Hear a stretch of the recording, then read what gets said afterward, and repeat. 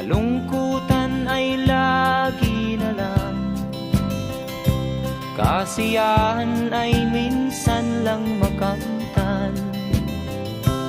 O buhay,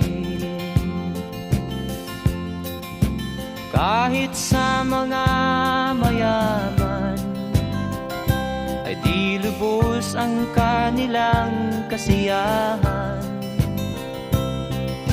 Sa buhay ng mahirap ay gayon din, lalo pat kay dami mong mga utang.